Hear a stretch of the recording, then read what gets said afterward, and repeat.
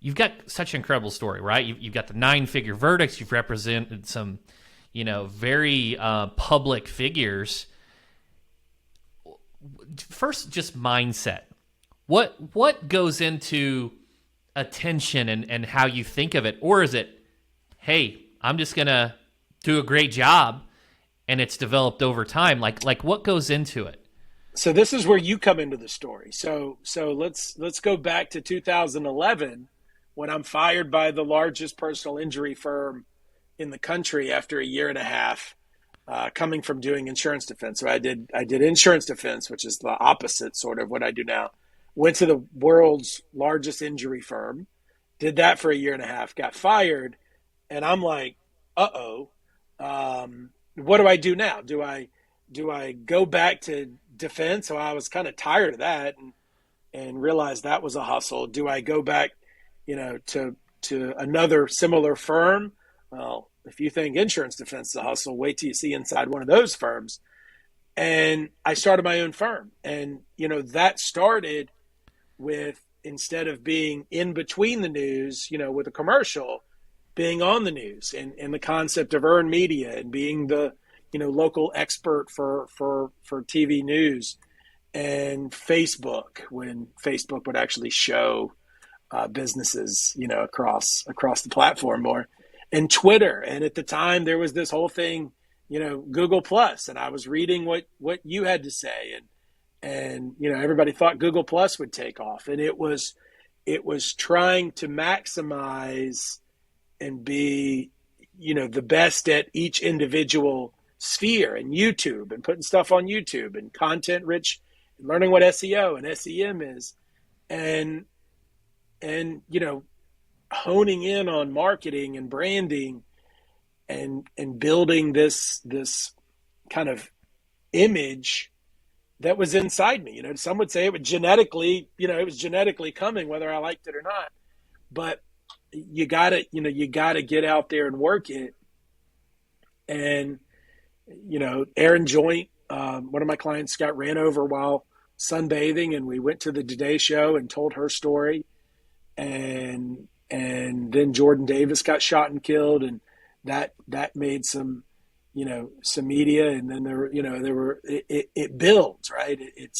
I was a snowball going downhill, and Omarosa was I met on a panel related to Jordan Davis. She was on one TV box, I was on the other one, and we started talking about how her, I believe, brother had been murdered. And so it's been this crazy ride, but I think people would tell you, I treat Joe Exotic like I treat Aaron Joint, like I treat Omarosa, like I treat all the names you haven't heard of, because it's, you can serve cheeseburgers, or you can go to a steakhouse, right? You can go to a custom steakhouse, and I like a good cheeseburger, but a Ruth's Chris steak that's made to order, that's perfect. That's more our model of the law. We want people to really feel like they've got justice by every definition. I say something almost the exact same lines between the fast food versus the good steak joint, and even the competition's different. Like there's a lot, all competing for that fast food meal, and just being able to go deeper and truly serve your clientele. I want to just kind of point out, before you jump, I'm going to recommend. There's a book called Blue Ocean Strategy, and the book is fantastic. Do you know it? Oh yeah. Mm-hmm. Okay. But the concept, like just boiling down, the basic concept is you got competition for car accidents in the legal field. Like the red ocean is blood, it's car wrecks, and it's DUIs, and it's so competition specific.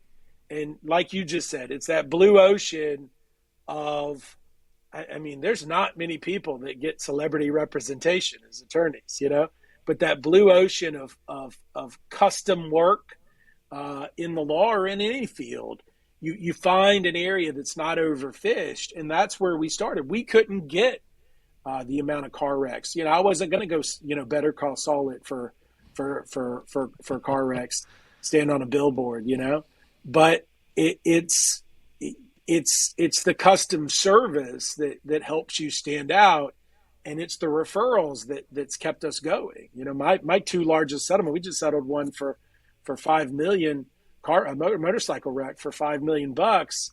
And that case came as a friend of a friend who became a friend, and I knew him long before he ever, met the bad end of a truck. And as soon as I found out one of my friends had been injured, I'm on it. And everybody gets that treatment. I've my audience is probably getting tired of me saying this, but most marketing's linear, a linear equation, more inputs get more outputs. But that's the referrals are not. They're nonlinear. They're exponential. So you do good work, you have the great experience, then you get these amazing referrals. And I heard someone recently talk about the largest settlements are typically or largest cases are typically from referrals. Right. They are. It absolutely is, and it's not even traditional, right? For me to be able to tie, I don't think Joe Exotic I can't tie back. So Joe Exotic actually came from me getting the wrongful death call on Carol Baskin's husband Don Lewis, and he saw that work, and that's all in Tiger King season 2 if you want to see that craziness. Yeah. But Omarosa ties back to a conversation that I had on a panel with Jordan Davis. And Jordan Davis put me in front of the NAACP National Conference, which generated, reputationally other cases. And I don't know if I'm an introvert or an extrovert. I have the hallmarks of an empathetic introvert, because I like to be alone. I like my circle small. I don't love being in public, but something changed when I realized this was my blue ocean. I've got this skill set. I've got to go confront my fears. I still don't like speaking in large groups, but I will. This is fine because, here we are. But you can conquer that. And we've tried to figure out is it because I'm losing intimacy? Is it because I didn't know, again, I didn't analyze all this stuff until I was marketing and branding and trying to figure out why I am who I am. But I knew I cried a lot. I knew when I was in a certain room, I would feel other people's feelings. And I just figured, I was teased about that a lot growing up, called Tinkerbell and the whole thing. And so I knew that I was emotional as a human being and wore my heart on my sleeve is kind of the nice way to put it.